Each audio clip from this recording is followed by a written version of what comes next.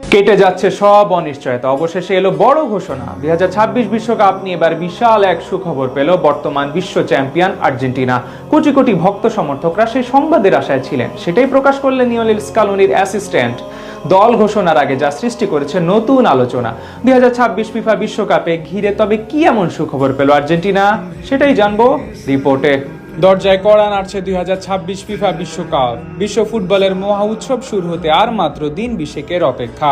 ঠিক এই রোমাঞ্চকর মুহূর্তে ফুটবল দুনিয়া কাঁপিয়ে দেওয়া এক সুসংবাদ পেল বর্তমান বিশ্ব চ্যাম্পিয়ন আর্জেন্টিনা। ফুটবল প্রেমীদের মনে দীর্ঘদিন ধরে জমে থাকা সব শঙ্কা আরও ধোঁয়াশার অবসান ঘটিয়ে আর্জেন্টিনা দলের সহকারী কোচ রবার্তো আয়লা নিশ্চিত করেছেন আসন্ন বিশ্বকাপে খেলেছেন ফুটবল জাদুকর লিওনেল মেসি।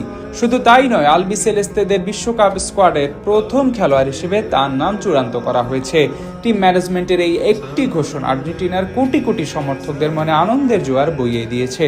তবে অন্তর্ভুক্তি কেবলই একজন তারকা ফুটবলারের দলে থাকা নয়, বরং ডিফেন্ডিং চ্যাম্পিয়নদের শিরোপা ধরে রাখার মিশনে এর তাৎপর্য অপরিসীম। এমনিতে দলীয় দৃষ্টিকোণ থেকে বিবেচনা করলে আর্জেন্টিনা শিবিরে মেসির উপস্থিতি শুধু কৌশলগত সুবিধা বাড়াবে না, বরং দলের ভেতর এক জাদুকরী মনস্তাত্ত্বিক শক্তির সঞ্চার করবে।